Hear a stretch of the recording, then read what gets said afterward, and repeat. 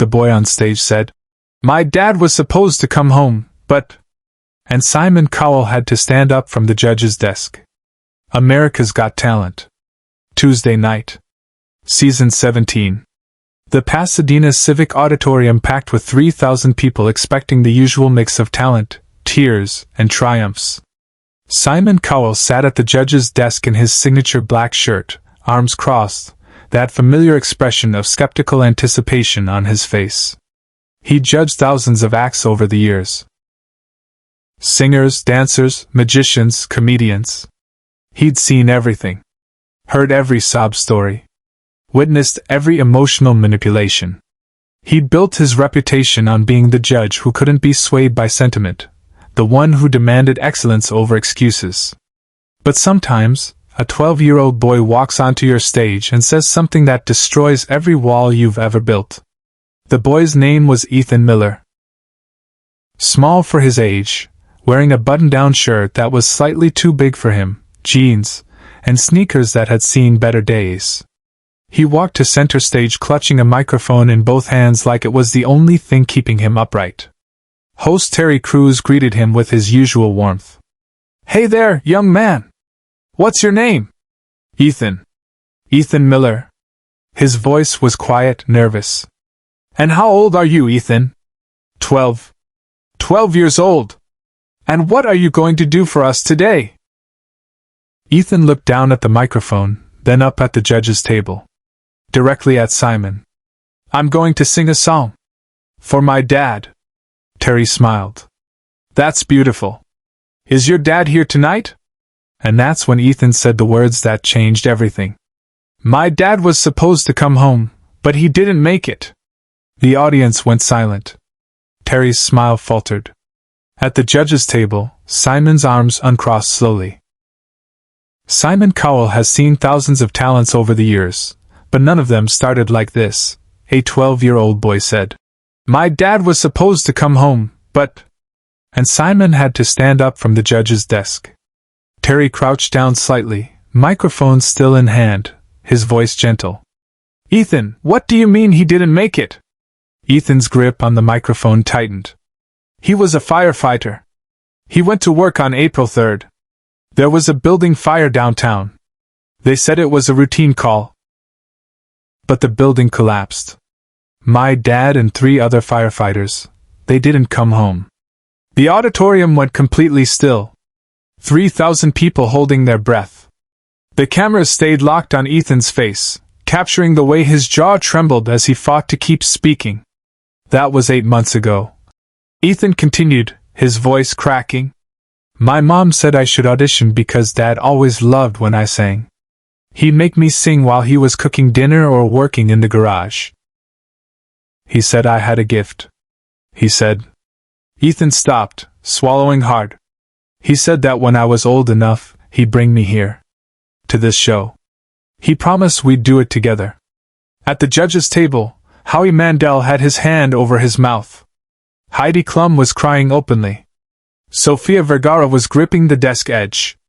And Simon Cowell, Simon, who never showed emotion, who prided himself on being unmoved by backstory, was staring at this 12-year-old boy with an expression no one in that auditorium had ever seen on his face before. Raw pain. What's your dad's name? Simon asked, his voice rougher than usual. Marcus. Marcus Miller. Engine Company 51. Simon nodded slowly. And what are you going to sing for us, Ethan? A song my dad loved. You Raised Me Up. He used to play it in the car. He said it reminded him why he did his job. Why he went into burning buildings when everyone else was running out. Ethan didn't wait for approval. He raised the microphone, nodded to the sound booth, and the music started. His voice was small at first. Trembling. A 12-year-old boy carrying grief too heavy for his shoulders, singing about being raised up when all you want is to fall down. But then something happened. As the song built, so did Ethan's voice. Not technically perfect, his pitch wavered, his breathing wasn't controlled, but it was real. Every note carried 8 months of missing his father.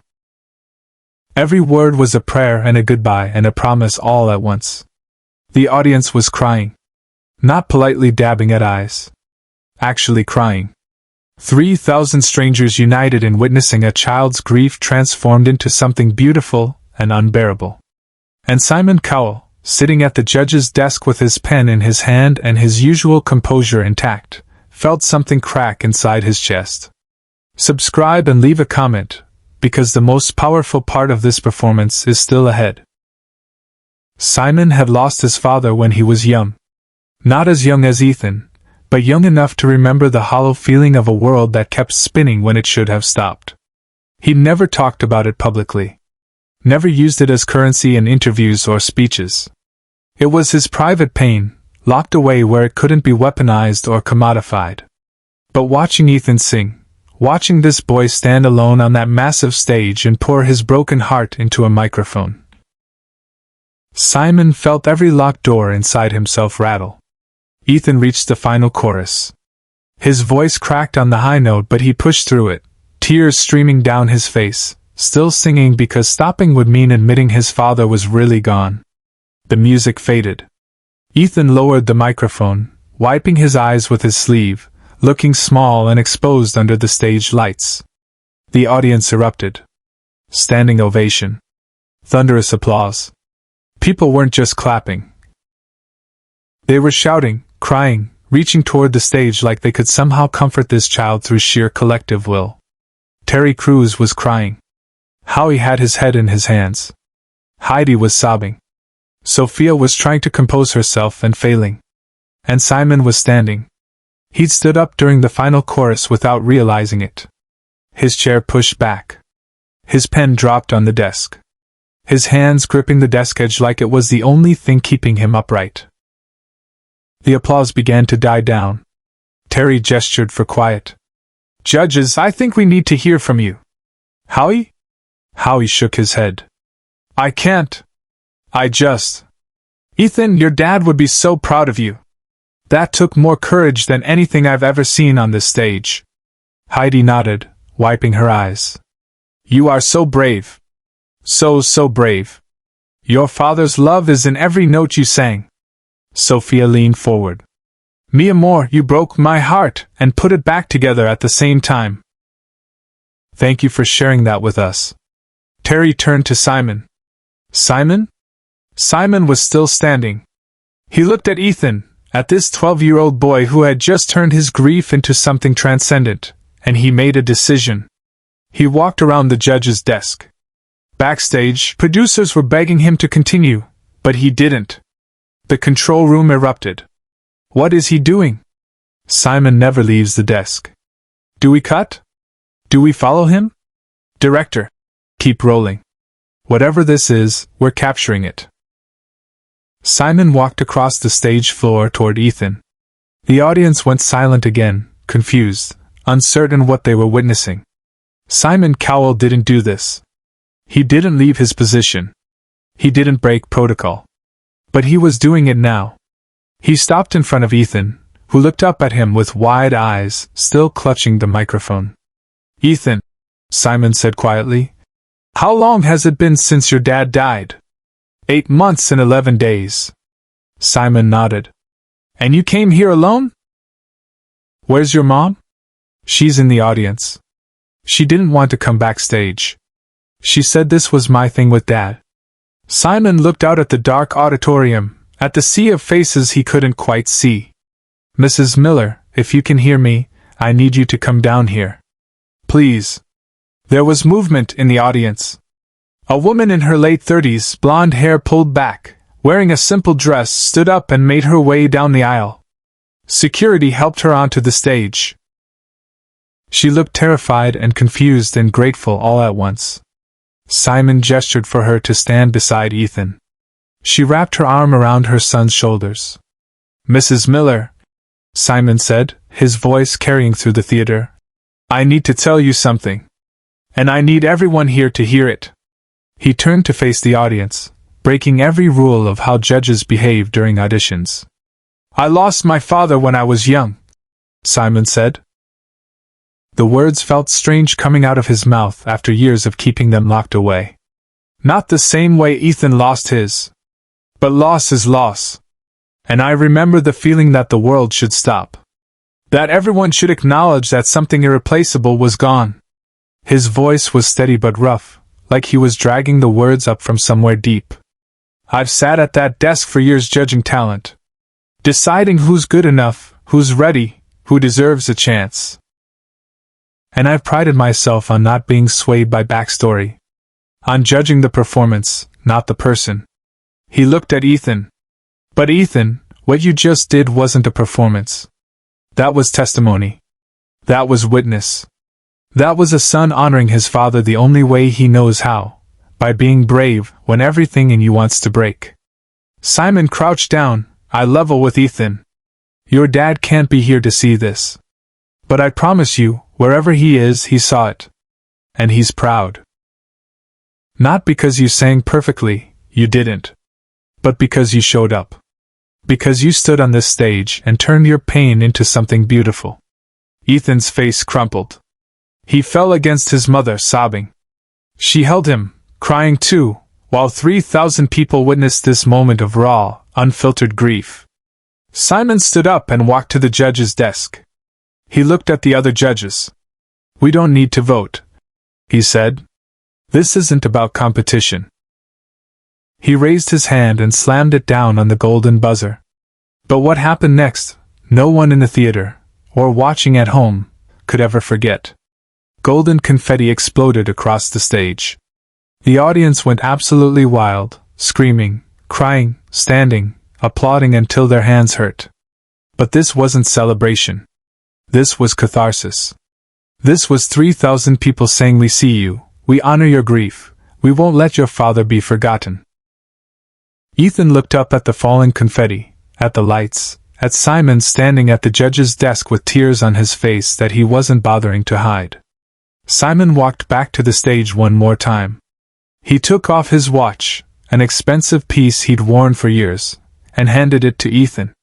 This was my father's, Simon said quietly, kneeling down again. He gave it to me before he died. I want you to have it. Ethan stared at the watch. I can't take this. Yes, you can. Because your father would want you to have something that reminds you that time doesn't heal grief. It just teaches you how to carry it. And this watch has carried mine for a long time. Maybe it can help carry yours too. Ethan took the watch with trembling hands.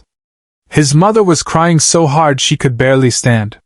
Simon helped her, one arm around her shoulders, supporting this family he just met but somehow understood completely. Terry Crews came over, microphone in hand, crying himself. I don't even know what to say. That was... I have no words. Simon looked at him. Then don't say anything. Just let it be what it was. Share and subscribe, so this story will never be forgotten. After the show, Simon met with Ethan and his mother backstage. He'd arranged for Engine Company 51 to attend the live shows. He'd made calls to ensure Ethan's education was covered. He'd done what he could because what else can you do when a 12-year-old boy reminds you that beneath all the criticism and toughness is just another person who knows what loss feels like? Ethan didn't win America's Got Talent that season. But he didn't need to. He'd already won something more important, the moment when the toughest judge in television looked at him and saw not a contestant, but a son missing his father. The watch Simon gave Ethan became his most treasured possession. He wears it every day. When people ask about it, he tells them it belonged to two fathers, the one who gave it away, and the one who never came home. Simon never asked for the watch back. Some things are meant to be given, not kept, he said. 3 months later, Simon attended the memorial service for the firefighters who died that day. He sat in the back, didn't speak to anyone, just came to honor Marcus Miller, a man he never met but understood through his son's courage. Share and subscribe. So this story will never be forgotten. Ethan still sings. Not for fame or competition, but because his father loved hearing it. And sometimes, late at night, he looks at the watch on his wrist and remembers the day a man known for being heartless showed him that grief recognizes grief, and compassion doesn't need permission. Simon Cowell changed after that night. He still judges. He's still tough. But there's a softness now. A recognition that behind every performance is a human being carrying something we can't see. And on his desk, in a frame, is a photo of a 12-year-old boy in an oversized shirt, singing his heart out for a father who couldn't be there to hear it.